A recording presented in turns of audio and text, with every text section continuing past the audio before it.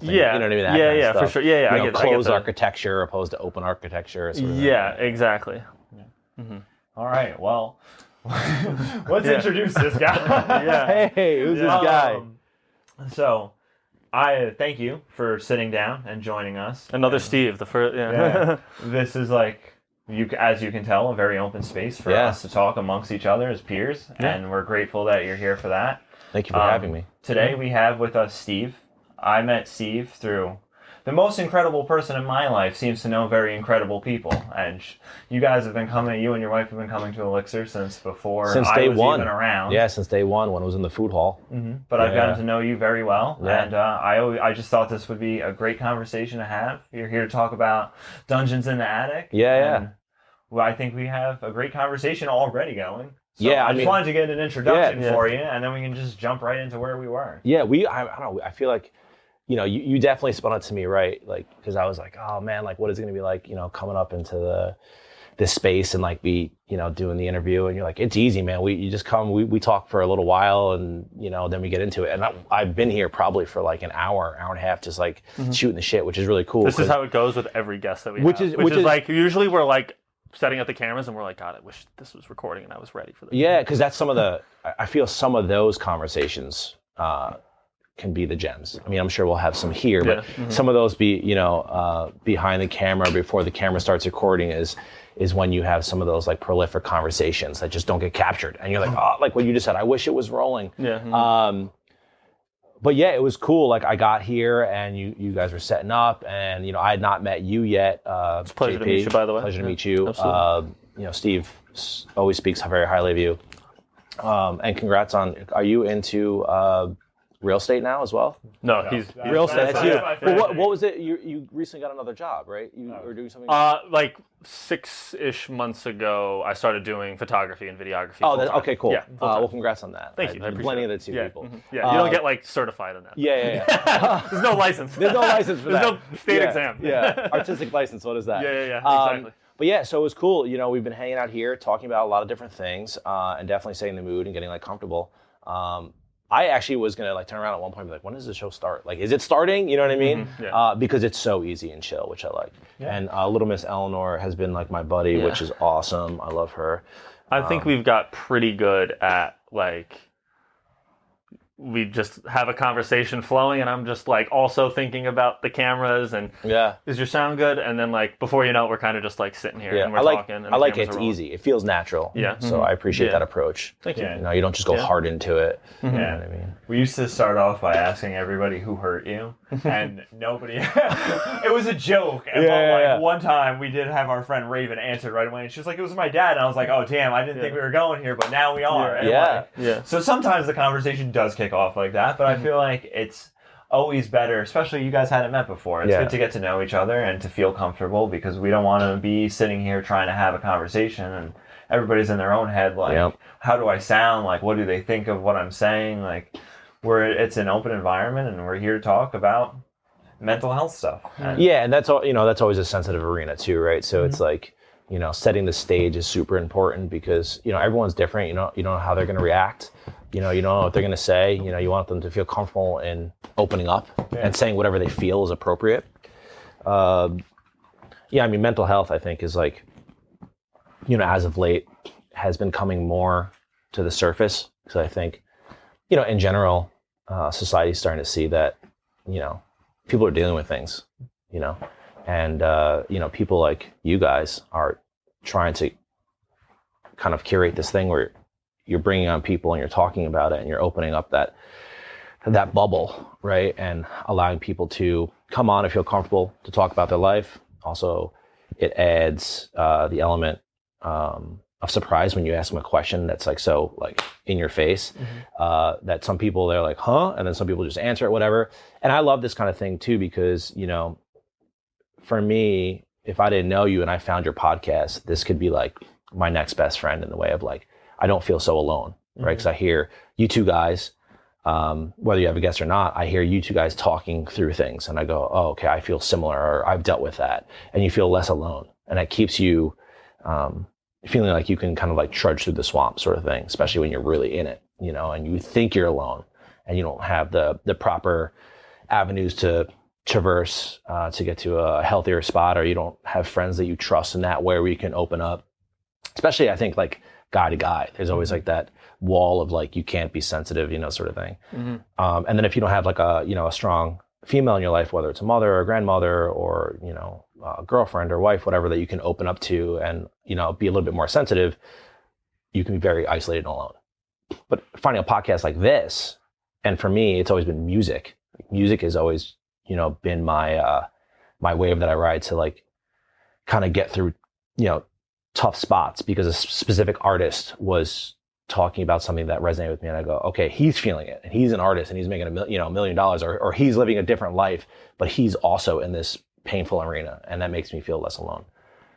Specifically, Kid Cudi. Oh hell yeah! In man. the very beginning, yeah. Man on the Moon, like, literally saved my life. I would say something. Literally, I listened to that album amazing, hundreds of times. Like, literally took me out of the dirt. But anyway, your podcast specifically can be that for other people. Two guys they don't know, but they're open and honest with what they're going through. And you guys separately have your own experiences that you're talking about together. And then if you add that third layer of a guest, it's really refreshing to go like, oh, it's not just me. Like, they're also dealing with it too. And I'm going to, continue to listen to them, and hopefully, I can learn something or put something on my tool belt that's going to help me get through a situation that I'm in or that I may be exposed to, and I don't know how to, navigate it. So that's why, like, when Steve and I first were talking about this and I learned about the podcast, part of it was like wanting to come on to it. It wasn't necessarily about like Dungeons in the Attic per se. Like, that was like a joint thing. I said, hey, how about this? Would that be cool with you? But it was more about like the mental health, because I was able to get out of the trenches where I thought, I was like, I'm not going to be able to get out of this. Like, this is really tough for me. So that was the thing that really pulled me into it. It was like, oh, well, you have a podcast, you talk about mental health, because no one's talking about that really, or like, not that I know of. Like, I mean, it's starting to come up now, but it's still kind of like, don't talk about it, put medicine on it, and we're not, talking about like, plant medicines, whatever. It's more like pharmaceutical, eat that. Yeah, like, antidepressants. Sort of. But yeah, I don't know. So I'm super happy to be here. Thank you for being here. Yeah, I think it's cool that you guys have a space for people, for yourselves, to talk about things that are difficult.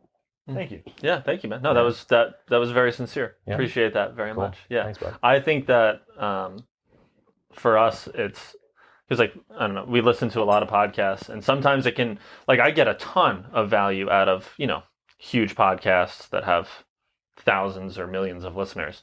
But I think that sometimes, like, maybe like what's special about us is that, like, we are just like two guys sitting in my living room, like, just breaking the stuff down and being like, sometimes it can be hard to connect with somebody who has a very different lifestyle. We're just trying to get by, figure this stuff out. Yeah, and I think that's what's also really really nice about it is, especially just getting to know you within the last hour. You guys are very humble, very modest people. Like, you're very real. Like in the best sense. Like, you're regular guys, but you're like also multi-layered, and you're not necessarily afraid to expose that. I mean, like, even like I said, when I first met you, like, we kind of started just like chomping the bit and talking about stuff. And like in this podcast is like, where you start to kind of like break into it. You know what I mean? But I like that. You're just regular guys. Like, there's no like, when I walked up here, it's like, hey, you know what I mean? Because it's like, and I hope that, that as you rise in the tide, that you always, and I believe that you will, but you'll always maintain this, because I think, like, especially meeting Steve and talking to him, like, just over, matchas and coffees and stuff like that. I always walk out of the shop with a little nugget of truth from him, because he's so very much like into like opening it up, truly peeling back. Yeah, he's really good at like asking questions too. Like, when I'm like going through it, I feel like instead of trying to be like, this is the answer, you're really good at like pinpointing what the like where you think like the root of it is coming from, and not trying to assume it, but being like, well, why is that? Yeah, sometimes. It's like, I'm not. I'll take my flowers. Yeah. Keep going. That's what the show's all about. Yeah. Sometimes it's not about the answer; it's about the question. You know what I mean? Like, and holding space, like, being like, how do you like help? Because sometimes it can be hard to just be like, no, the problem is that you're not doing this. Yeah. That can be very, it might not even be accurate, or it might just be very, what's the right word? Like, direct or aggressive when you're trying to kind of like feel your way through it. Yeah, I don't know. I feel like answers opposed to questions. Answers generally can go on and on and on, right? And sometimes in trying to answer something, you get further away from the actual answer, which is probably the first couple words you just said. Where questions are just they're questions. It's it's direct. You know what I mean? And that's why I think sometimes it's about the question more than it's about the answer. You know what I mean? You know, a question you can sit on, you can ruminate on. You can do the same thing with an answer as well. But again, answers are expansive. They just keep going. So I think like asking the right question also can shift how you answer something too. You know what I mean? So being someone who knows what to ask is awesome. Because sometimes you just need to hear the right question for it to flip that switch in your mind to get the right answer. You know, you could be answering it 1,000 different ways, but the question isn't quite hasn't really gotten. You're pounding yourself with solutions, but you don't really know what you're trying to answer. That's exactly So that is a great flower to take. Yeah, absolutely, man. Yeah, asking questions, and I think also it's like that's a really cool compliment because it shows your level of observation to other people and creatures to where you can go, this is the question they need me to ask them from a very loving standpoint. That's the one thing I always took away from bartending is I can have a conversation with anybody because it doesn't have to just be like, what can I get you to drink? You can just ask questions. They don't have to be like, it doesn't have to feel like forced or awkward. It's just a conversation. Yeah. Like I've had conversations with millions of people. So like, it's not normally like, hey, what can I get you to drink? Sometimes it is. Sometimes I'm like, what the fuck do you want? But most of the time I'm like, hey, how are you doing? Like, what's going on in your life? What would be a good drink for you to have at this moment? You know? Do you want something boozy or do you want, like a cider? Like, how are you feeling? You know, because some people walk in and I'm like, you need a fucking shot, bro. Yeah. Here's a tequila. Let's get it going. You know, and that's, also, being in the industry, we're in one form or another, a pharmacy, it's, and we're also therapists, like bartenders or people in the restaurant industry, but specifically bartenders, you're the medicine man, you're the therapist, and they go hand in hand. A lot of times it's very transactional and it doesn't go too many layers deep, but in the 20 years that I've been in the business, I've had a lot of really great conversations where, they're coming down to the bar and they get a drink, and not that they're getting like shithouse, but they have a couple drinks and it allows that wall to get wobbly. And then also me being someone who cares about other people, watching that wall is starting to waver, I can then go in there and ask them questions and maybe pull something out that they need, because sometimes people don't know how to talk. They know they need to talk, but they don't know how to talk, and they don't even know if they feel comfortable talking to a bartender. But they often do because they don't know you, you don't know me, so it's actually the perfect person to talk to. It's a stranger, like I can talk to you and then leave and never come back. So I can truly open up if I want to, but I felt that, a lot of times when I do have these breakthroughs with these people that I just met or people that I've known for a long time and finally got a chance to break through a little bit of the medicine, of the alcohol variety, it almost seems like they come back more because, especially if you make a connection with someone and you're helping them kind of like dig out of it, right? They appreciate that. It's a place they can go that they feel they can just offload. And it stays there at the bar, you know what I mean? Which is really, really cool. And that's part of the reason why I've been in it for so long, is because, I like what I do. I like serving people. I love catering to people, but I also like, especially in the bartending role, to talk to people in a deeper way. Because as a server, you can still have those. Yeah, it happens. But it's a little bit, less frequent. It's less frequent. It's like one table a night compared to like you can do it with like 6 customers. Yeah. Like an hour at the bar. And and that's one of the things that I really that's really kept me in it, is like the ability to maybe make a difference in someone's life by offering them a question or maybe offering them an answer or just listening. As simple as that, you know. So, but yeah, that's for me, it's super important to like as a bartender is, you know, to be there as this other person that they may not even know they needed, you know. So it doesn't have to be like a one-sided thing where you're just providing them a drink or food or whatever it might be that night. That's just like the buffer. Maybe, and you might just say something like off the cuff that, you know, like I think we all know as people who bartended that it's like when I've had plenty of times, as I'm sure both of you have, where you're just like, you try to initiate a conversation and you get nothing back and you're like, okay, fair enough. But it means that much more when you do get that. Yeah. Like when you do get that back. And I also think that that translates over to your regular life when you see somebody at the grocery store or wherever it might be that like, oh, I had like this meaningful interaction with somebody, even if it was for 30 seconds, you know? Yeah. It's not even about time. It's like, did you have that with somebody? Some nights to be 30 seconds, some nights to be a 10-minute conversation. Yeah, exactly. But it's like I feel like in those moments is when, you know, something is changing for somebody. And if it took 30 seconds to get that change, so be it. If it took an hour, so be it, you know?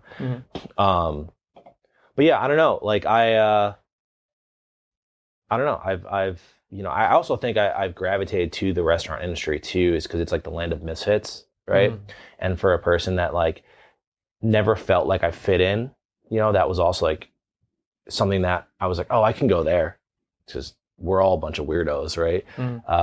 And then two, also someone who like has been in it mentally and have, you know, got myself out of precarious situations, like, you know, in that interior, knowing people coming to the restaurant, to the bar, like all these people are like, their problems are so hard outside and they just want to come and have a good meal and have a drink, whatever. It's like their moment of reprieve. You know, they just want to just reset in that moment.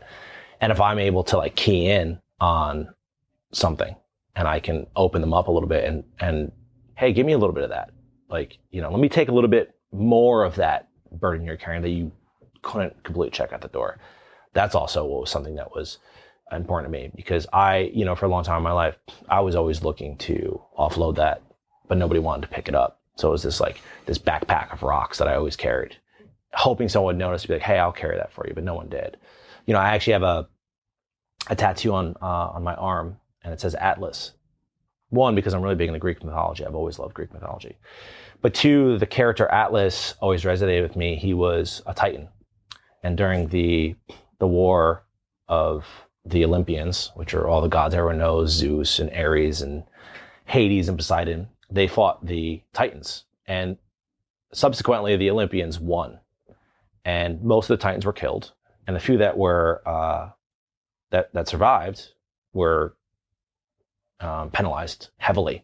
And one of them was Atlas. And his burden was to carry the world's worries and woes on his shoulders. So that's why you always see. That's the one with the... Yeah. Okay, yeah. So, you know, for me, the reason I got that tattoo more specifically was I've always felt, because I, you know, through my childhood and, you know, all the trauma that I went through,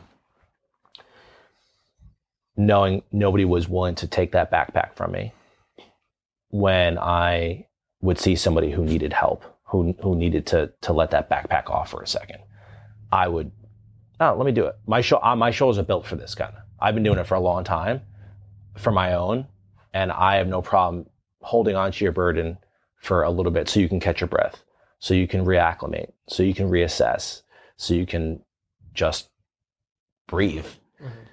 And then ultimately, you know, it's not my backpack, right? So I have to hand it back, but at least I gave him some time, right? You know, so that tattoo is super personal to me because of those feelings that I've carried for such a long time, you know, of like that backpack that I'm like wanting somebody to be like, hey, I'll take that one strap or whatever, you know what I mean? And it's like, I feel like in my life often, especially the person that I've molded myself into now, is like, the person I am now is all the things that I was never given, like as a child or like, you know, as a young adult.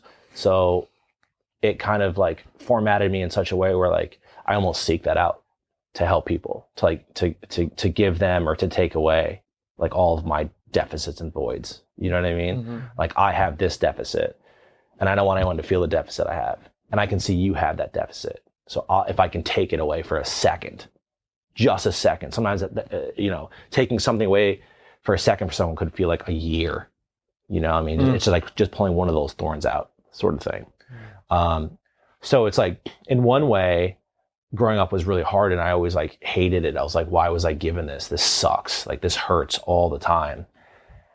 To now, as a person that I am today, which really is like circa 2009 is when I really started to like transform into this person, which is the person I'm happy to be and I'm proud of and all these things. I mean, obviously I still have my shit, right? Just like everybody.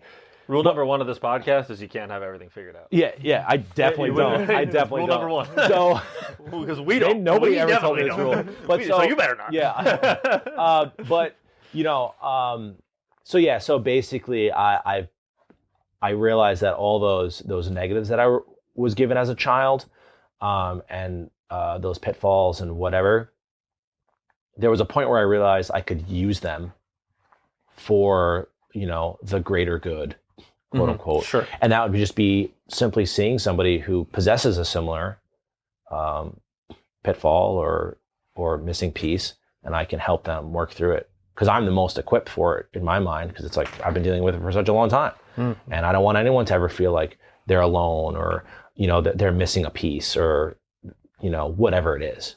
So it's like I kind of like come in there and I do what I can, if they allow me to, because it also has to be, they also have to be willing to open up to it and allow me to kind of peer in or to kind of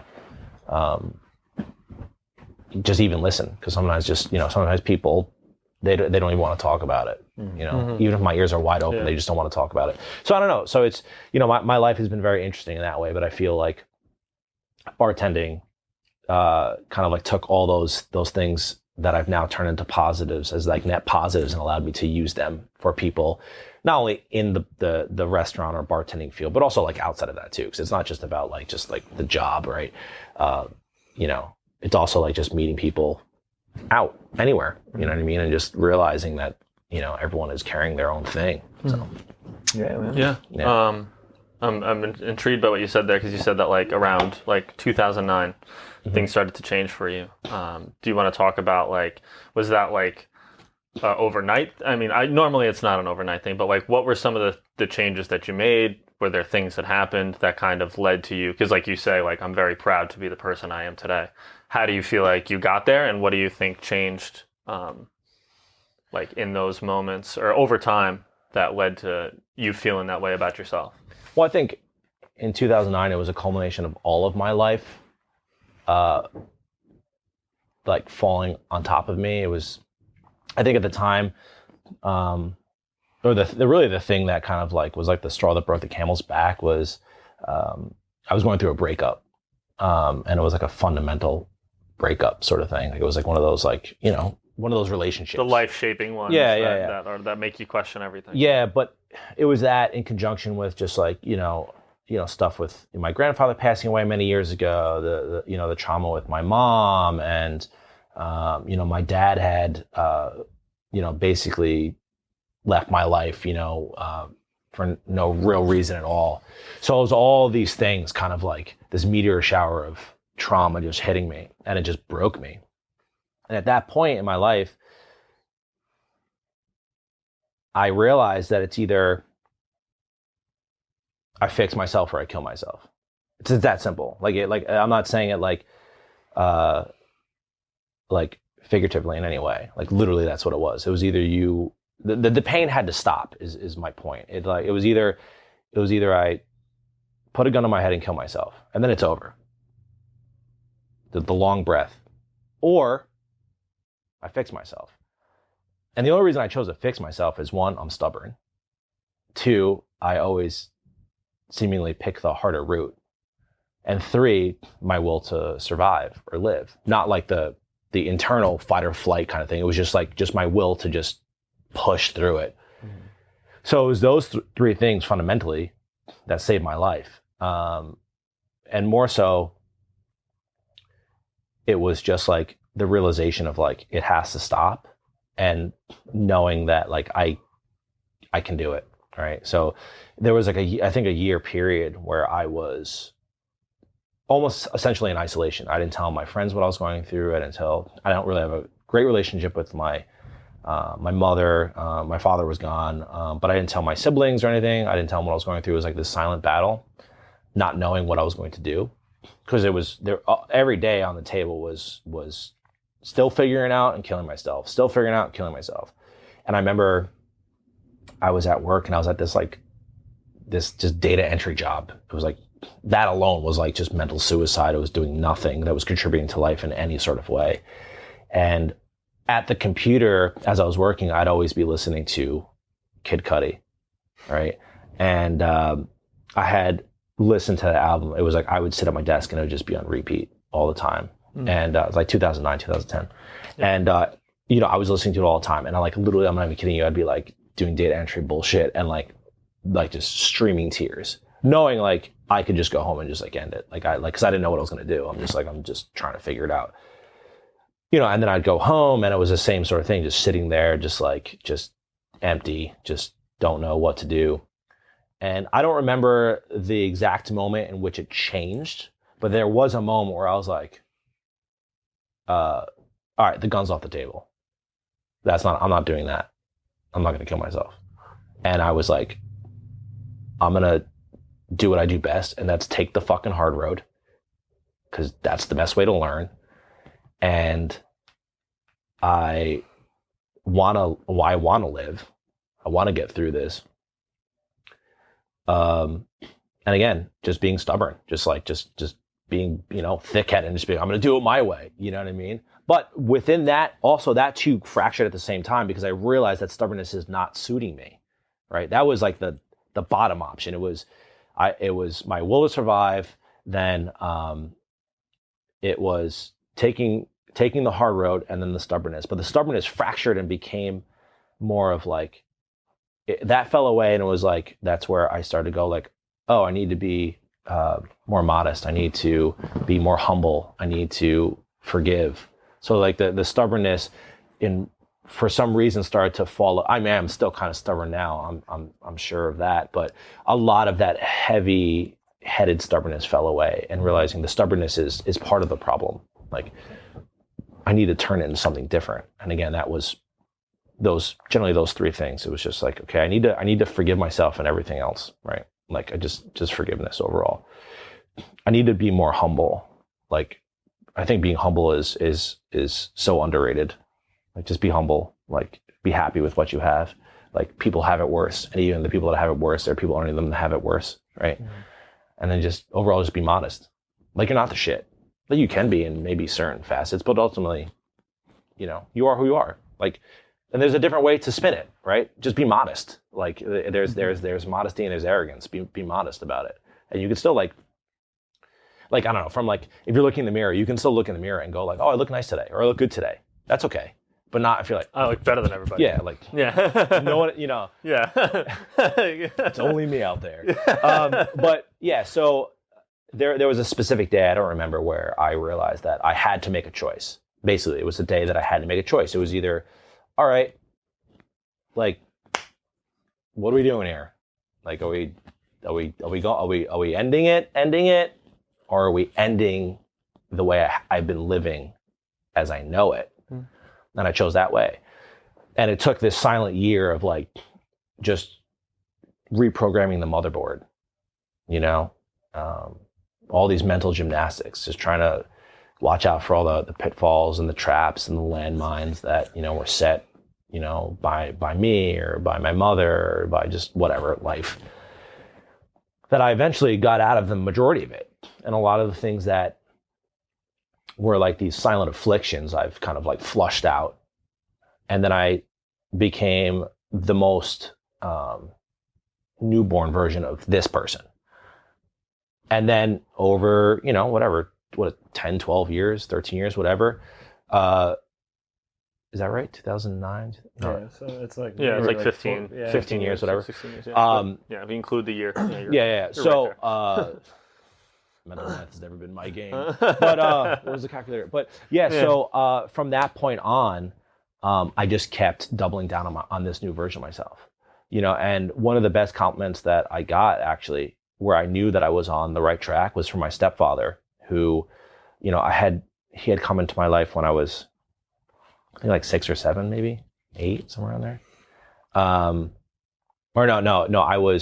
I was in my, that's not right. My sister, I think, was 6 or 7. I was probably more like 11 or 12. So anyway, so he had seen me through my whole rebellious childhood and me, butting heads with my mom and all this stuff. Sure. And he had always been, the kind of person that was very loving. But because he was my stepdad, I was like, not you, dude. That's not who I want it from. And a lot of the things that he said to me over the years, it's funny, in that time, I was like, you don't know what you're talking about. And now I tend to quote him a lot, which is, I guess, ironic. Full circle, right? Mm-hmm. But so anyway, this was probably a year or two after I had kind of come out of it and started to be this person. And he had come in the restaurant that I work with my mom to have dinner, and we were talking. And I remember at some point I went to check on their food, oh, how's everything, blah, blah. And my stepdad looked at me and he put out his hand. And I was and I kind of looked at him. And so I just shook his hand. And then the minute I shook his hand, he said, I'm really, really proud of you. I'm like, what do you mean? He's like, I can see that you actually have transformed. You're the man I always expected you to be.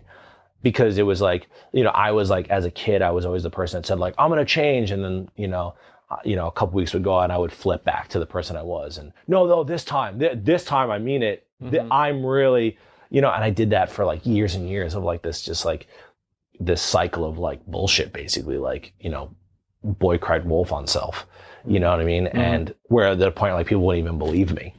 They're like, okay, sure. Yeah, you think that. So then when he said it, I was like, what? And he was like, yeah. And I was like, oh, I'm on something. I'm on to a better version of myself. I did the right things, in a lot of ways, up until that moment. So once I heard those words from him, then I really was like, okay, if he sees it, then I've done something. Because I wasn't looking at it that I've done something. I just I didn't kill myself. Cool. I feel different, sort of, I guess. And I just, and also too, when I came out of it, I went on this apology tour, kind of. It's friends and family be like, hey, make amends. Yeah. Yeah. And 12 steps. Yeah. Yeah. And not they're not wrong. They got a good formula. Yeah. And not I was this. I was never a bad kid. I didn't do bad stuff, but I just wasn't a great person, I guess. Or I didn't know how to, all the trauma. Didn't know how to handle that. And it's I went through a lot of stuff when I was a kid, and I feel I haven't discussed this with my parents because I'm just not comfortable enough to do it yet. And I don't want them to think that they did anything wrong. But you don't know how to express it because you don't know how to even talk to somebody about it or who to talk to about it. And you bundle that in for so long, and then when you do have those moments, it's just wow, what the fuck took so long? And then as you change too, though, I experienced this. You feel ungrateful. You know what I mean? Mm-hmm. You feel they did their best. You feel you did whatever, and that you were thinking that things were so bad, but realistically, it was a lot different than what you perceived. You created a lot of it in your own head, and you're I kind of manufactured some of that. I could have been a lot more. Yeah, grateful. I mean, I definitely think that you yourself manufacture a lot of. Yeah. You write the narrative. You know what I mean? The majority of it, yeah. Yeah, I mean, it could be... Perception is everything. Yeah, right. But yeah, I went on this apology tour, and, a lot of people, were like, okay, cool. And, they must have saw a glint in my eye and realized that I was different. And then some people were like, whatever. You say this all the time. Mm-hmm. And that's fine. And the people that stuck with me saw the real results as time rolled on. And the people that... kind of took it as just a gloss over, yeah, sure, you've said this to me before. they fall to the wayside. And, they're not, they were meant to. Like the people that are supposed to be in your life are the people that are supposed to be in your life. And the people that are not, you know what I mean? And it's all for the better, right? It's like, like you don't, like, I'm not, like, when I did it wasn't like, I'm doing it to prove something to you. Like, it was like, and it wasn't even to prove something to myself. It was just like, I just need to not feel the pain anymore on an everyday capacity, and then, it just rolled forward. But, coming to current time, like, I still like am always like, I'm a big believer in you can always do better. Like your best is still not your best. Like you can always do better. And do better by fucking what was the guy's name? They wrote fuck, I'm gonna blank. Continue. I'll come back to it. But so I always believe that like you can always work on yourself, even if it's just a little bit every day. Like nothing is ever what it seems, right? And like, as much work as you've done, there's still more work to be done, especially on yourself. It's just like, because new things arise, both positive and negative, and how you deal with those positives are very easy because they're positives, but it's how you deal with those negatives is where you truly get to shine. Did you learn or did you not learn? Did you adapt? Did you not adapt? Do you know how to use the tools? Do you not know how to use the tools? Do you know how to read the blueprint? Do you not know how to read the blueprint? All those things go together hand in hand. So it's really like at adversities where you get to show yourself and or other people if they're looking, if you've done it or not, the work. But there's still always work to be done. And like, I don't know, I've also taken on this philosophy of like, my thing in life right now is trying to elevate people, not bury them.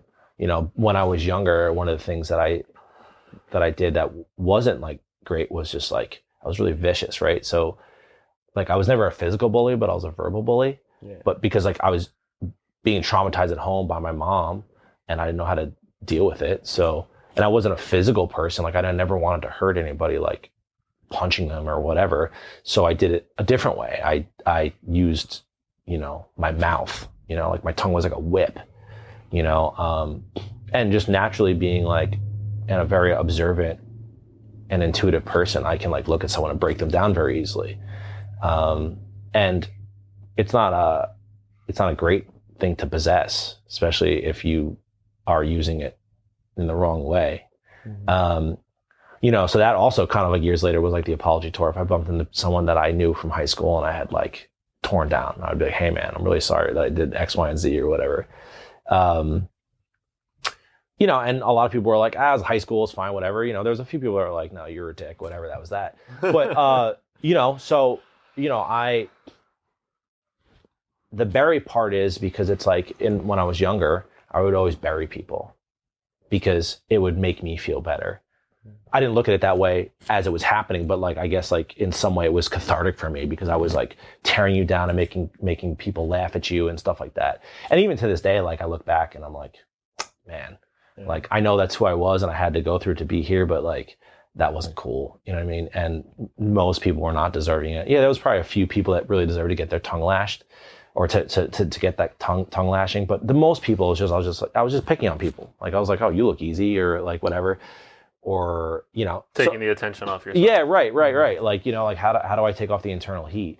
So yeah, there you go. That's a good phrase. But so now it's like the reason why I came up with that is like, cause I want to be someone now who elevates with my words, not bury people with my words. So, the past, 15, 16 years is just me like really being like tender eared to people and trying to elevate them by listening to them or offering words of encouragement or, giving them advice, asking a question that they have never heard, maybe asking a question they've never heard in that way to help them get out of it. Like, how do I get you to climb the ladder? Mm-hmm. I don't want you to like fall in the hole in front of the ladder. Like, let's get around the hole, let's get on the ladder, let's get you up there. And I also believe like you're better off together at the top than you are by yourself from a singular way. You know what I mean? Like it's so much more gratifying to go up with people than it is to look down at people. You know what I mean? Like Like sharing your success or whatever. It just might be. whatever. So much better. Just anything. It's so much better. It's just better to climb the mountain together. Yeah. It You know what I doesn't mean? have to. That's something that I struggle with. Is that like just because somebody else gets something doesn't mean that there's any less for you, or just because I can go get it doesn't mean that like somebody else can't have that in a different way. You know, like I mean, if you get to the mountain with a group of people, not only do you share in that experience of seeing everything from the top, but the descent. You go with those people, then you get to talk about what you guys saw collectively together, separately, around a campfire. But if you just climb the mountain alone and you see whatever you see and you take in whatever you take in, and then you go down the mountain alone, there's no community there. It's just you. And that's okay. You can have those isolated experiences. I'm not saying you can't. But like, I don't know, for me, also, you know, being on a podcast, playing a game too, where it's like a team thing, it's like so much better to be doing it with a bunch of people than it is to be like this. It's us three, right? Mm-hmm. Or even subtract to me, it's you two. Where like, I'm sure you independently could do your own podcast, singularly. It would never nearly mean as much though. 100%. That's my point. Especially the big, you know, the victories or the wins, right, or the meaningful moments. Right, and most of the meaningful moments, you want to be there with someone.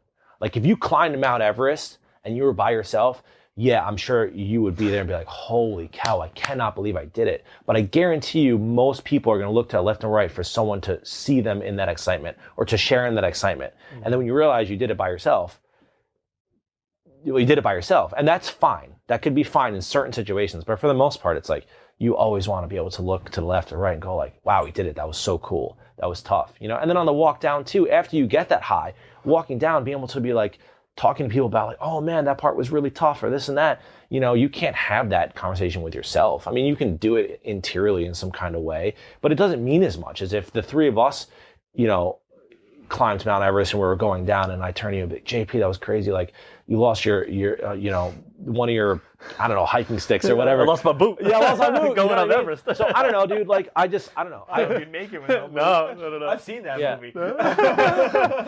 You know, you need every piece of equipment you've got. But you know, also too, like I lived a lot of my life alone in the inside of me, in the interior side of me, and like I don't like being alone. I'm okay with being alone now. I'm very okay with being alone. No problem with it. I used to hate it. Silence was a thing that I was like, silence was a million daggers, you know? But now I can be in that silence. What? That's why I love drugs. That was my thing. Like I never knew how to like quiet that like internally. So that's why I always turned to drugs when I was younger. Yeah, and like it's funny that you say that because like I feel like most people who like fall into like some kind of like substance abuse, for some reason that dampens those voices. For me, it only turned them up. Like, and I was never a drug person really ever. Like I don't think I smoked weed till I was like 19, you know? But like for me, it was like any sort of like little dabbling I did, which wasn't a lot. It was like, that just massive volume full, you know what I mean? And it was like, I can't, you know, so That's interesting too that you guys say that because like I feel like my battle with drugs was both. That it was like sometimes it would silence, it would be like tune out the noise, and then other times it would turn it up and make it way worse. It probably was what kind of drug you were doing that didn't. Not even. It depended. Yeah. Sometimes cocaine would make me feel like I was on top of the world, and then other times it would make me feel like you're a piece of shit. You know, and it was, and I think maybe it was also being addicted to the like, what is gonna happen. Yeah. You know, like. That's interesting. Yeah. Yeah, for me, if I know the outcome every time. Yeah, for me, like luckily when I grew up, like all my friends who were like all these nerdy kids, like nobody did drugs. Mm-hmm. Like, and if they did it way after high school and college, whatever. And even then, for me, like I wasn't big into drugs because I grew up with, like I said, nerdy kids who didn't do drugs. And how old were you when you got into the restaurant? I don't mean to cut you off. I got into the restaurant. Believe it or not, my mom was the one who really was the one who coaxed me into it. She's like, I think you'd be really good in it. So I got into the restaurant business in 2005, and I was probably, I don't know, like 20. Okay, so you were way more developed than I got into it at 15. Yeah. So for me, like I embraced the chaos immediately because I was like, there's so much going on here, nobody gives a fuck about me in this room. And I was a busboy, so it was easy. But as I got older, when you hit that 20, 23, like, and you're at that point where you're having those thoughts, like, everybody around me was doing cocaine. So I was like, this might be the fix. And seemingly doing fine and making a bunch of money and sleeping with girls and doing whatever. You know, it's interesting. So like, you know, I started off in, I had to be in my mid-20s. So I was living in the city at the time when I got my first job, and it was like a high-end restaurant. Yeah, I was probably like 20, maybe 22, 23. I don't know, it's all blur. Time doesn't matter. It doesn't exist. But anyway, so I was in the city, and I was working at this really high-end restaurant called Schaefer's Oyster Bar and Grill. And again, I didn't grow up around drugs. Like, obviously, I went to high school, people did drugs, but I was a drinker. I drank Heineken and Jaeger. That was my thing. I didn't do drugs. And neither did my friends. We're all drinkers. But anyway, when I got into the restaurant business, sick, so sick. Yo, drinking Jaeger, dude. And I would drink. I don't know if I was into it that. No, but I would drink Jaeger. Like, obviously, I preferred it cold, but I would also drink Jaeger like room temp, no problems. Heineken room temp too? No, Heineken had to be cold. Heineken had to be cold. I loved Heineken so much that the Heineken reps came to River Grill and they're like, you know that you're the number 2 buyer of Heineken in the area behind Billy Joe's, and I was like, we don't even sell Heineken. It's just me drinking it. I was like, I gotta switch. Yeah. I switched to Miller High Life to throw off the paper trail. No, that is wild, bro. Yeah. But no, so I was working at this restaurant, and I too was a busboy, and it was a high-end restaurant, and everybody there drank, and everyone there did drugs.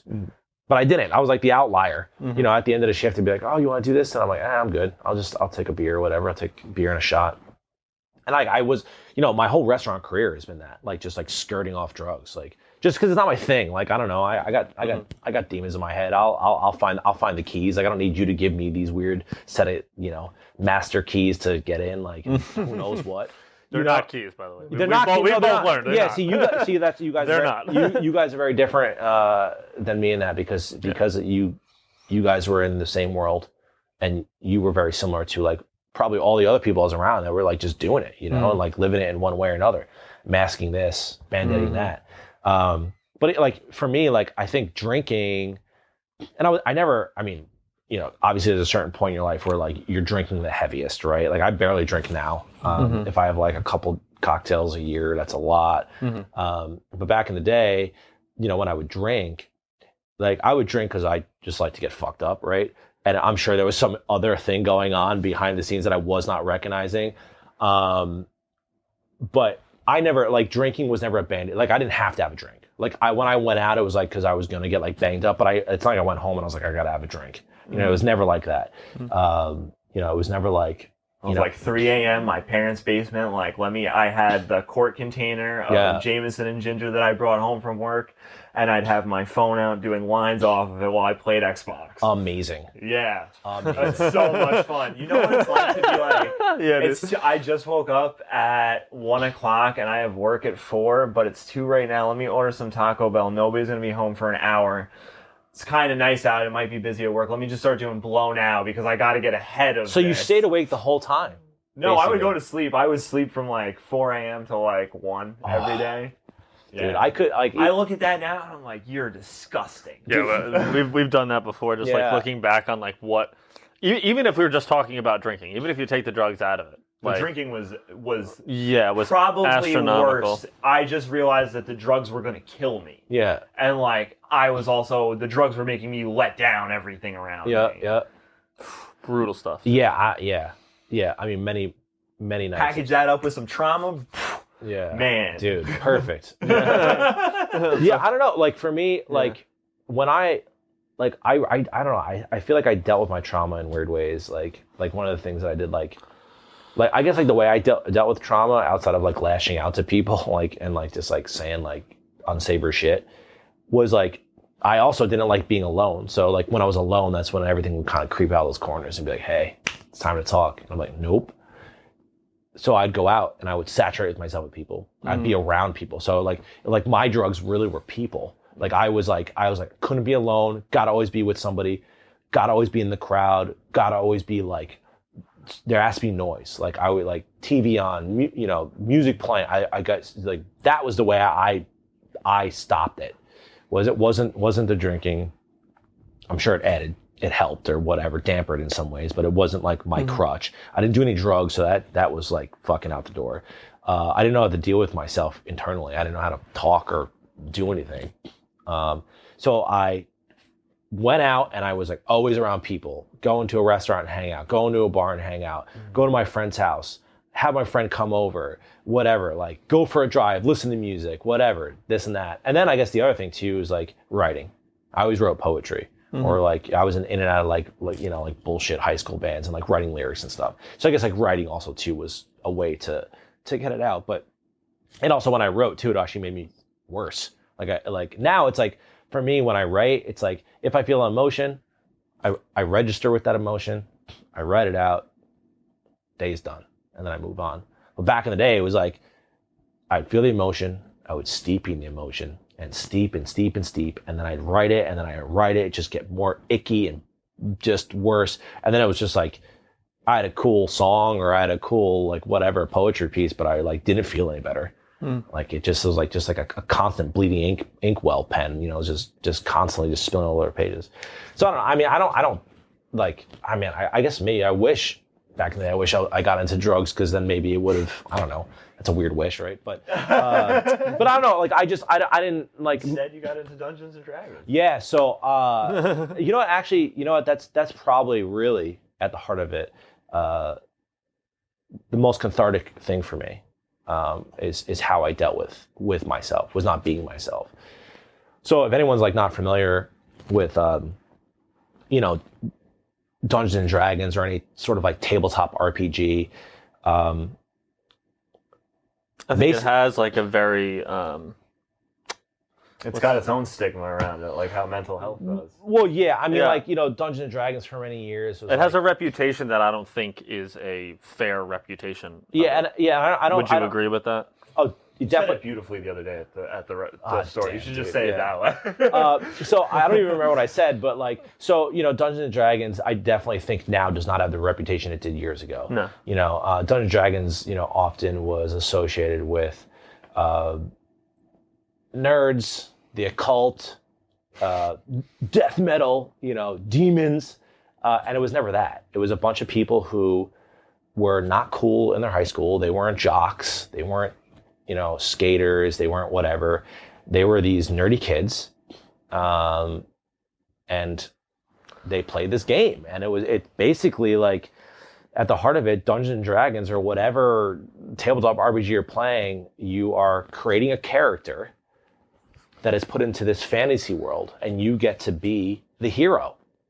So if your life sucks, whether you're picked on at school, your dad's beating you, your mom's ripping you apart verbally, you get to jump into this character that you made that at the ground floor, he is similar to you. He's, you know, he's a kid in a farm town and he hates his life. But he goes out in the woods one day and he ends up meeting a wolf that is talking to him. And he's like, what? Like, this is, you know, what? I don't understand. This wolf is, and all of a sudden the wolf is like, hey, go into this cave. And he goes in this cave and he finds this sword, and the sword now has this huge quest for him. And now it's this huge adventure. And the whole time you're playing this game, you're escaping into a person, this fantasy person, but it's allowing you to check your life at the door. All the pain, all the trauma, all the bullshit, all the people that don't like you or name call you or whatever it is, you get to check it, and you get to go into this character that you've created that you can take from basically zero to hero, and you get to live different experiences. And in the game too, you do experience painful things, but it's not you, right? Like you're a different you. And there's always elements of you that are in this character, but the character still has this grandiose story that you don't have. You know, you're not wielding a sword, taking down a dragon, and you can go, wow, I am, you know, this amazing hero person. You know, so, you know, once you're done playing, whatever it is, a session or a campaign, you go back into your, you know, as soon as the dice stop rolling, you go back into yourself and you go home and you're like, oh man, I gotta deal with life. So like Dungeons and Dragons and these kind of games helped me, like, because I was allowed to not be me for 6 to 8 hours of the time. And back when I played, like, in the day before I got into the podcast, you know, me and my buddy and, you know, my other friends, we'd play for like 6, 8 hours, 12 hours at a clip. Like, every day there wasn't school, we were playing.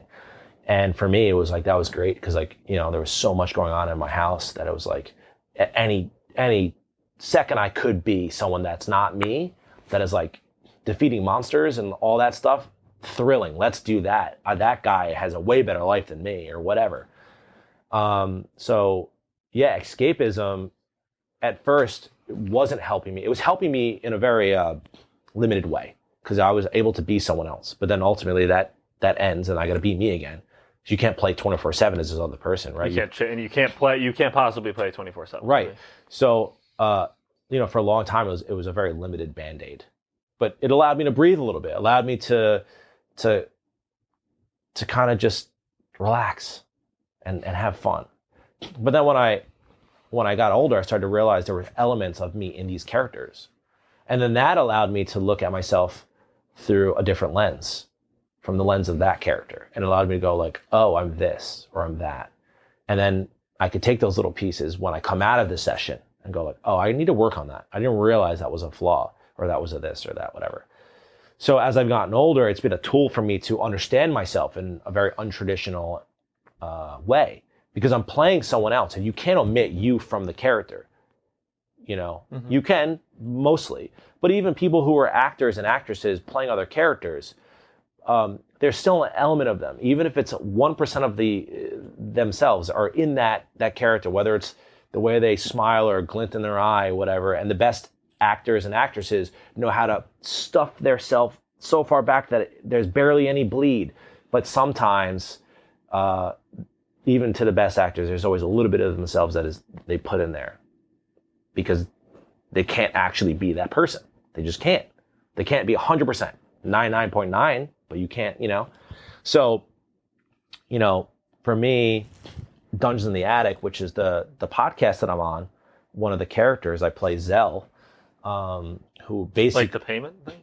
Yeah, it's Zell. So many times when on our social media, when they're putting up stuff that has my name in it, it's always spelled wrong. It's either Zell or Zelle or like, Zelle, whatever. And it's like this kind of like this running gag that just can't get spelled right. It's Zel for everyone to know. Zel. Okay. Zel, gotcha. Zell. Gotcha. And Zell basically is this character in this world called Aldebaran, which is a handcrafted world by our DM Mike, who is a fantastic storyteller. At the heart of...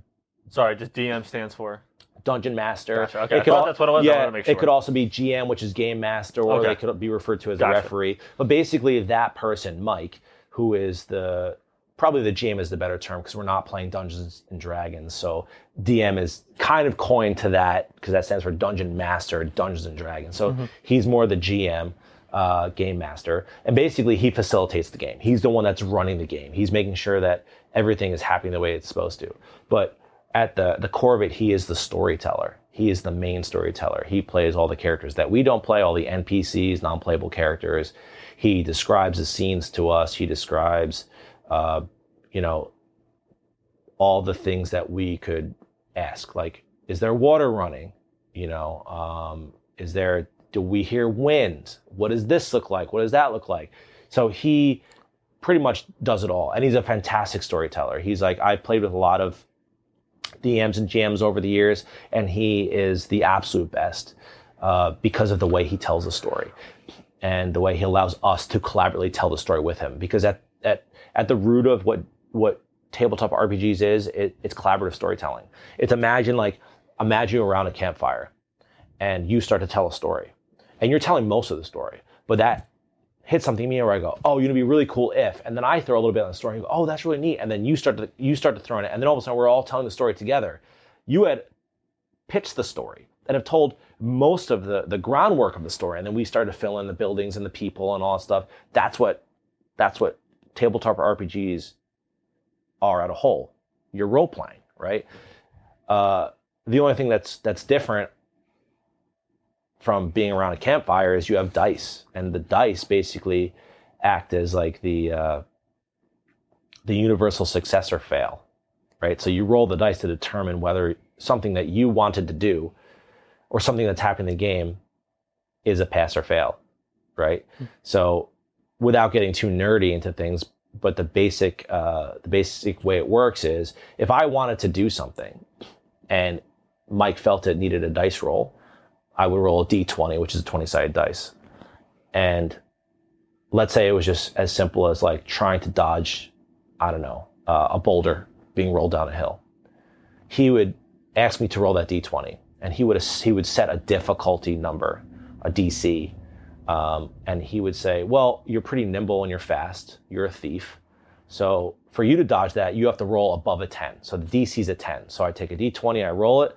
If I get a 10 or above, I'm able to dodge out of the way of that boulder. But if I roll below it, I get hit by that boulder. And now the hit by that boulder could have certain consequences, whether it's I actually take damage and I get hurt, or a piece of my equipment is broken or whatever, or maybe it doesn't actually hit me, but because I failed, it hits one of my friends behind me because they didn't get to see it because of the way we were lined up in the game. You know what I mean? There's different ways to say that he's kind of crafting the story based on there's a little bit of chance to it, but he's going to kind of make decisions. I mean, the role is the role, but it's the way on the other side that fail is played out. You know? Well, what's interesting about that to me is that it's like you could be thinking that, oh, I get over a 10 and that's a good thing, and then it's like all of a sudden like maybe that crushes your teammate behind you or something. Well, a pass is always generally going to be a good thing. Yeah. But like in traditional like games, if you fail a DC, especially like something like a boulder coming down, you're just getting hit and you're taking, you're losing health. It's like a video game. Which are hit points. Yeah, sure. You're losing health. That's generally it. But the way Mike plays it and the way we play it in Dungeons in the Attic is very cinematic. Mm-hmm. So it's not necessarily about like you losing health. You could lose health, but it could be, it just clips you and just pulls your shield off. And now you lost your shield, which then makes your AC, your armor class, go down, which makes you easier to hit. So now that you lost your shield, you can get hit easier by monsters or creatures or people than if you had your shield. So it's like, yeah, you didn't lose health, but you did lose something, and that's going to be a negative thing that will carry you until you get another shield or whatever. Mm-hmm. But a pass is always a good thing. You always want to roll above. Gotcha, okay. But yeah, so, at the table, that's pretty much it. You are collaboratively, since I'm a player, right, and the other players are doing the same thing. So it's me, Kristen, Vinny, and Sebastian. I play Zell. Kristen plays Maeve. Vinny plays Tusk, and then Sebastian plays Pleiades. And those are the four characters that are in Aldebaran, which is the world that Mike created, and we collaboratively help him fill in that world. And we go on these grand adventures. And as you listen to our podcast, that main adventure starts to slowly unfold in conjunction with each character has their own storyline that unfolds simultaneously into the main storyline. Some work for it, some work against it, or some are just neutral. And, we sit down at the table, and it's a time where I can sit down with my friends and be a different person and learn about myself, and even through them, like, because they're all my friends, right? They're not just cast members. Like, I actually know these people outside of the game. So I get to know them too in a different way. It allows me to understand, knowing Kristen, how she plays Maeve. I can see little pieces of Kristen in Maeve, and Vinny and Tusk, and Sebastian in Pleiades. And even in Mike, who is the DM, he's all the voices. I can kind of see a little bit of like him and, stuff like that. And, at the table, you can get vulnerable. Like it's a fun game, but like what we're playing, and on the podcast, we're looking to entertain people. And part of that entertainment, there is a lot of cheers and there's a lot of upsets. So, we are playing a game that is vulnerable. There are moments, just like when we're talking here, that can come up in game, in character, that we deal with. Someone dies, someone gets injured, someone gets captured, whatever. Because it's its own world. Anything can happen in that world. Anything can happen here can happen there, and then even more so because it's fantastical, right? So, that's the other thing that's really cool about it too, is like you get to live through other really amazing experiences in this fantastic world, but also some scary ones too. But the scary ones, I feel, for me, have always been allowed me to pull them away from the game later on and digest it in a different way and go like, how is that relatable to my life, if it is or is not? And then if it is, how can I break it down for me to understand it in a way where it helps me get through a piece of my life that it's relatable to? Or if it's, just like I said, playing my character and realizing in this one session I played my character in a certain way and I go, oh, I get that. Like, this little hidden thing in Zell is something that's really very apparent in me outside the game that I need to work on. You know what I mean? So it's a fun game, man. And if you haven't listened to our podcast, please do.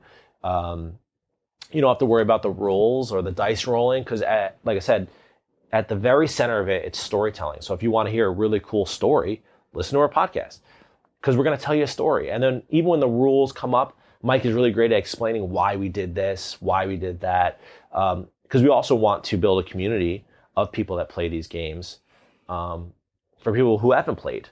We don't want to be playing a game where people don't understand, right? Like, for example, when we first started this, a lot of our listeners were our friends and family who do not play. So they're listening and go like, I don't understand what you're doing. What is Aldebaran? Yeah, all that stuff. So I'm on Earth. I'm on Earth. Yeah. So Mike's really good at explaining all that, both what the world's about and what the game is about. And we actually did an episode specifically for our friends and family and people that just don't know, explaining the rules. Of what we're playing. Super cool.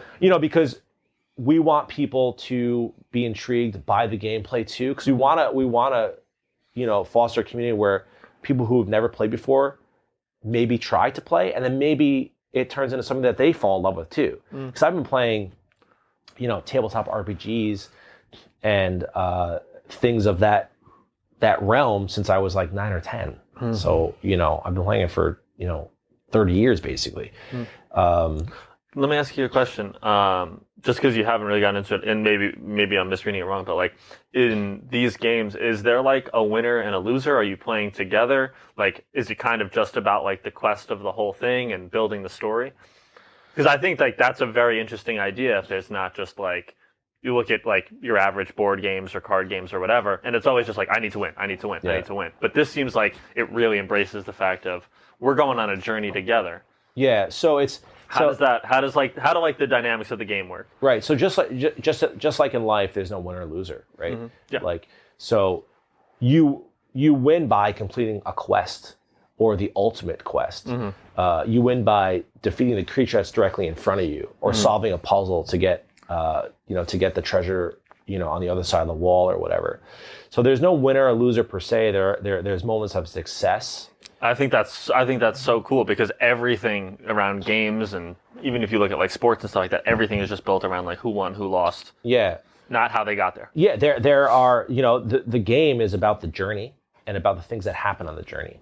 And there's going to be stuff that you're fighting creatures, and there's stuff that's going to be you're solving puzzles. But there is a story. There's a particular story that we're trying to get to the end of, which at the end of that story, you hope you are the winners. And that would be defeating the ultimate evil or whatever it is. Because I don't know what the story is yet. Like, I know the story as it's going. That's kind of cool too, yeah. Yeah, like I don't know. Like, Mike knows a story. But even that, the story that he's telling still changes because of what we do in the story. So he could map out all the things that he expects to happen, and then we go the opposite way, or we do stuff that basically counters what he had planned. And then all of a sudden the story is way different than he thought. I mean, I think he has an ultimate end. There's an ultimate bad guy that we have to defeat, which would be the winning or losing side, I guess.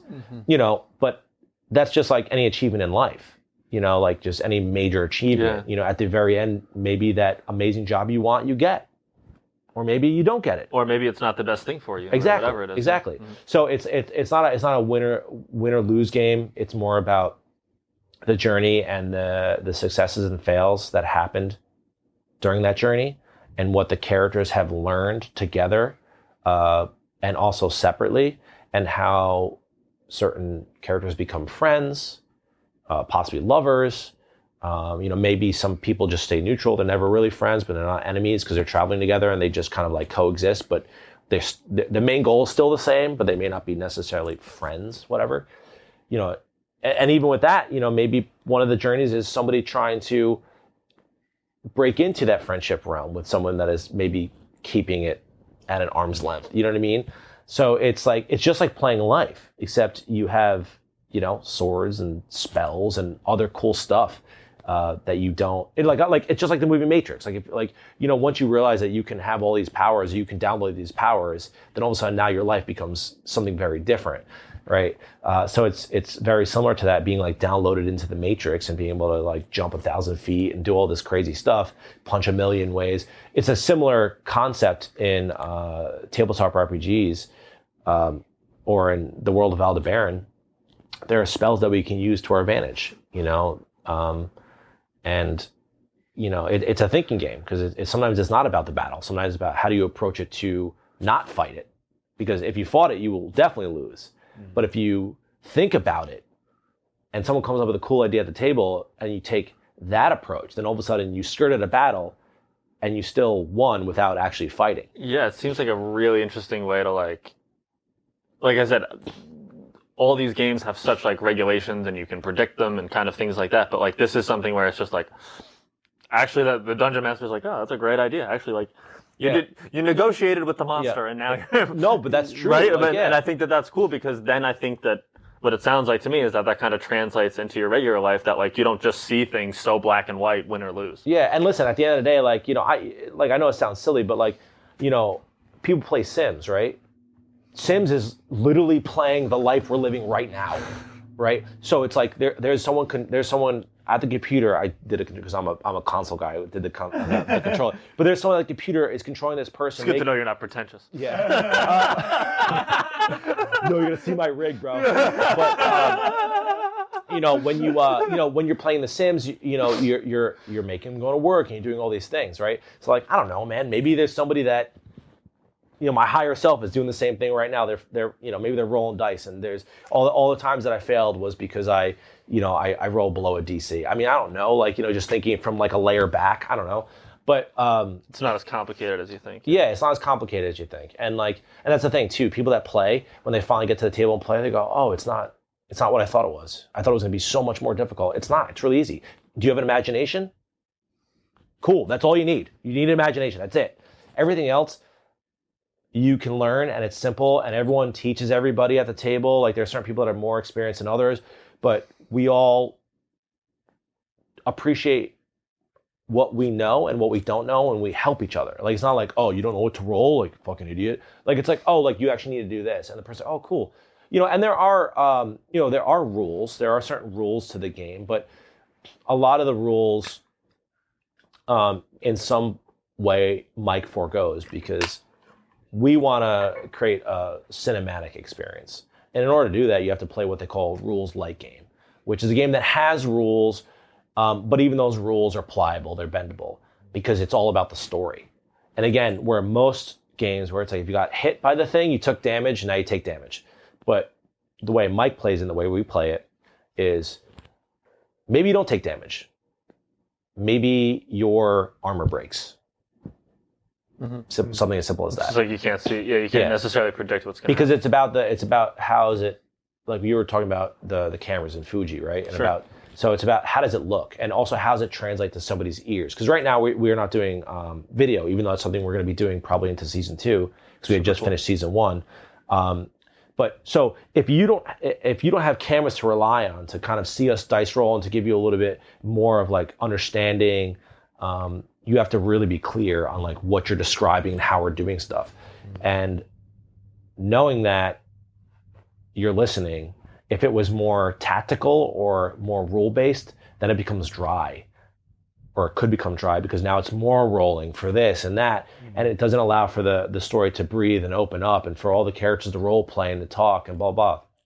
So with a rules-light game, which is what we play, it allows more for descriptors. It allows more to tell the story, for us to role play, whether it's role play with each other or role play with Mike, who is, like I said, playing all the different characters we could interact with. And for me, those are my most favorite games to play, is the ones that have less rules. Just like life, like you can walk out and just do whatever you want. I like the idea of like living your life in a rules-like manner. Like you have like these somewhat structures, but like you're always willing to kind of like bend around them and make like, I don't know. What's the right word? make like an exception for something. Yeah, you like a concession. You Sure, know, there right. you go. Yeah, and Mike is the one that does that. Like we don't know, like we don't as players we don't do the bending. Mike does the bending. If Mike goes like, wow, that was, like what you said, wow, that was a really cool idea. You decide to talk to the monster, and it turns out the monster actually has some. You had to have a sit down with the monster. Hey, you wanna lollipop all day? Yeah. Mm-hmm. But yeah, because sometimes most of you think of a monster and you don't want to talk to, but some monsters are intelligent. Like some monsters actually you can talk to. They're not just like brainless things, right? So Mike rewards you for cool ideas, and if it's going to benefit the story, he's going to go that way. Even if it's a negative, does it benefit the story? Is it going to be a cooler scene? Let's do that. Even if the dice roll was a fail, he's gonna blend that fail in there in a way that you're not expecting. You'll still get the fail, but it's not going to be the way you may necessarily think. You'll be like, oh man, I failed the roll, and he goes, oh, that's okay, and then it keeps rolling, and then all of a sudden the fail pops. Like, oh, that's where it is. You know what I mean? So it's a fun game. Obviously I don't think you guys have played, right? You guys neither played. No, like I said, the extent of what I know about it is Community. And I saw, which I actually really liked, was the Dungeons and Dragon movie. Yep. Which actually, I did not expect it to be good whatsoever, just because like movies based on board games or on IP tend to suck, and it was awesome. It was really cool. Yeah, talking to my other friends and stuff who are into playing D&D and all that stuff. For the most part, all of them were like, that's probably the best one they've ever come out with yet. Because there's been other D&D movies that have just been trash. Really? Okay. Like not good at all. But I watched it and I was like, wow, this is really, really, really, really good. Well, it's interesting too, because then it's like, it's not based on like, you think about what things are based on. It's based on a specific story, and then people get mad because they change it or because they kept it exactly the same. But with Dungeons and Dragon, it seems like it could be anything. It literally can be anything. It could be anything that you want, because every game is different. Yeah. And everybody knows Dungeons and Dragons because that's the most popularized and it's been around the longest. But there's so many different tabletop RPGs, and they fall into the category of like indie market, right? And some of those are, in my opinion, better than D&D. I know it sounds like a little like, please don't. Because you're not getting that sponsor. Dude, I know. Wizards of the Coast and all that bullshit. But no, I mean, like Wizards of the Coast is a great name. It is a great. I'm sure Disney owns it at some point. But no, so D&D is obviously the standard. There's nothing wrong with D&D. D&D's fine. I played Dungeons & Dragons 5th edition. That's the one that's out right now. Everyone knows it. But it's not my thing. It's just whatever. But there's a Swedish company called Free League that is putting out amazing games, and they do mostly original games, and then they have a few licensed stuff. But mostly they basically they basically find old systems, revitalize them, and then build a world around them. One of the ones that Mike introduced me to, which was my first indie tabletop RPG, was called Forbidden Lands, which was a fantastic game. Awesome. And I don't want to get into the system of that game because there's different system, like the D20 system, which is what I was saying to you about, whatever. That's the most popular, well-known system, the D20 system. You have a bunch of other dice, but the D20 is what you mainly roll to determine everything. But there's other systems that have different dice that you're rolling to create that success or failure, and I don't want to get into that because it's way nerdy. And but anyway, it's more than a dice roll. Yeah, there's just different systems, and they all suit their purpose for different things. But I'm curious if there are any that require you to specifically do a physical challenge. That would be LARPing. No, I don't mean like that. I mean no, so it they'll I don't not like a trivia question, but something that's can you let's take the dodge the boulder thing. Yeah. If you can do 10 push-ups in a row without you dodge the boulder, but because then it's who are you going to choose to do it? Yeah, now we start getting into the sport realm. Okay. Not to my knowledge there's anything like that. Although it's Dungeons and Dragons and Truth or Dare. Yeah. Dungeons and Dragons and the Wii. Yes, exactly. There you go. Yeah, like tennis, exactly. whatever. Yeah, Wii Sports. No, I mean that would be an interesting thing for a DM to kind of pull out as a trick to do. Mm-hmm. You know what I mean? In the health and fitness market. Yeah, that'd be kind of cool to do like that. Shit. No, but he's like, but no, you gotta propose this to the Swedish company. Yeah, I think as a traditionalist, it takes away from the dice rolling, which is what everyone wants to do. Because it's the random. Yeah, and also you're around a table too, so I mean, for us, because we have mics in front of us, it would be a little bit difficult to be like, of course, if Mike was like, hey, do 10 push-ups and you can pass, I would do it.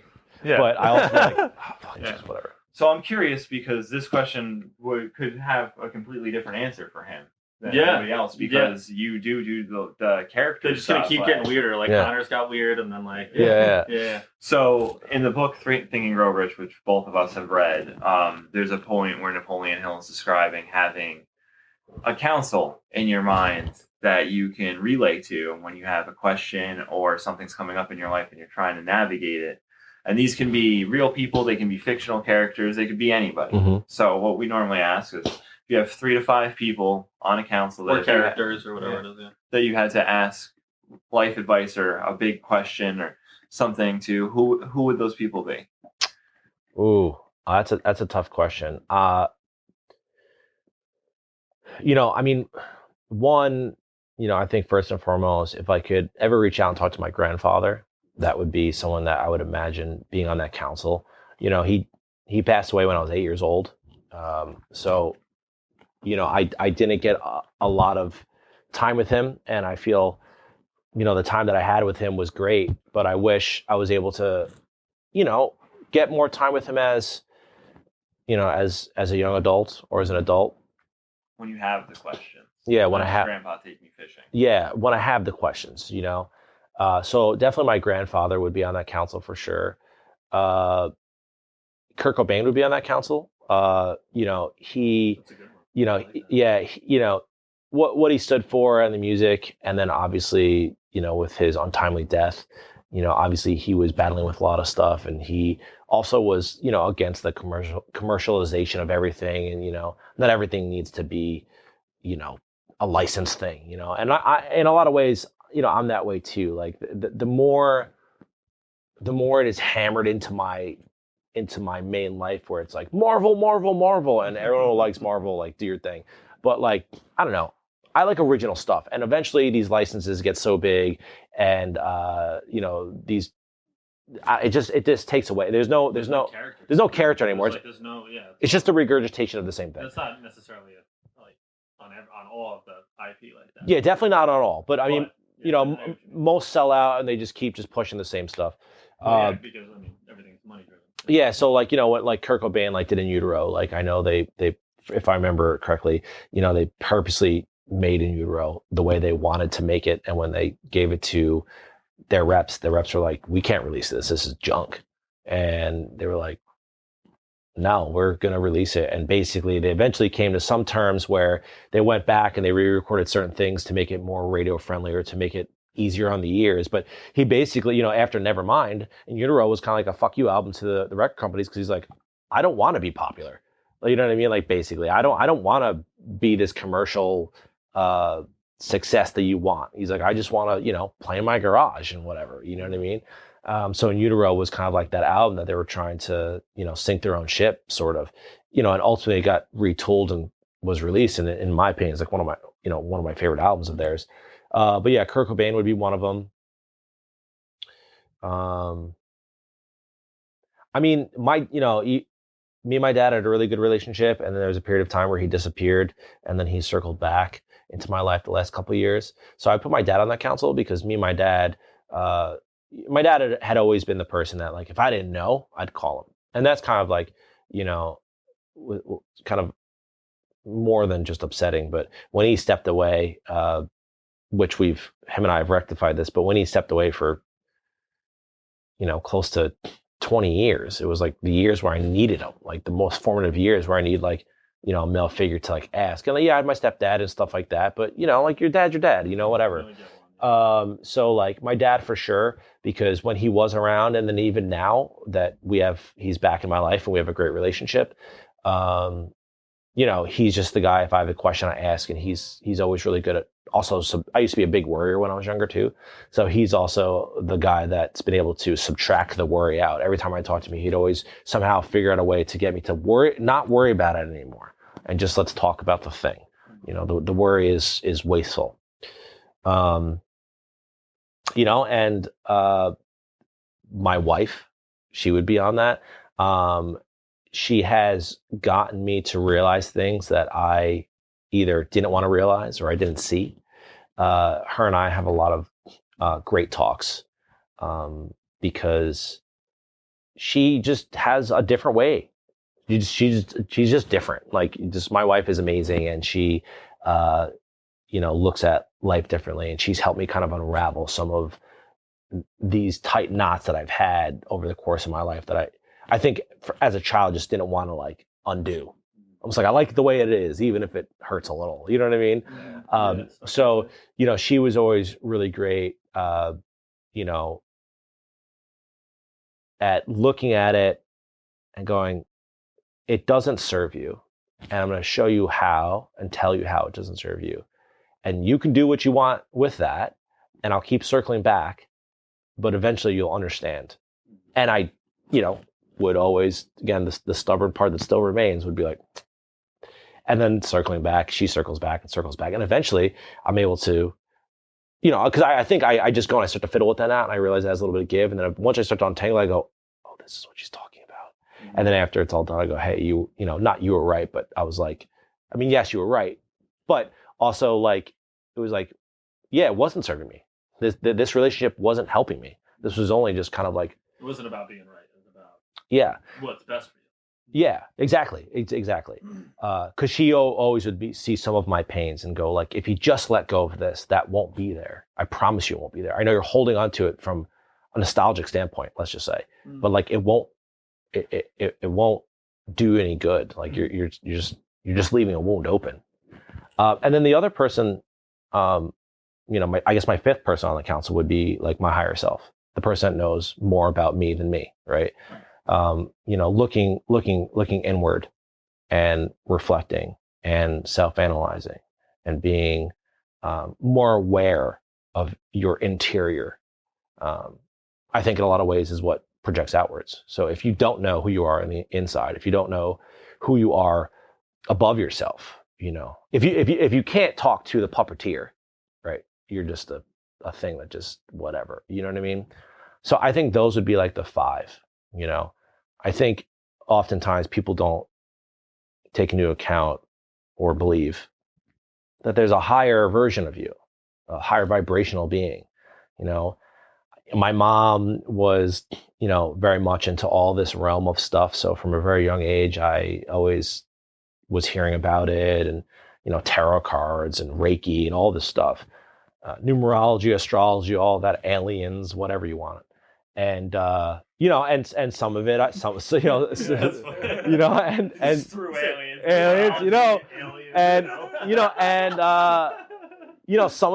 some of it I still subscribe to, some of it I don't.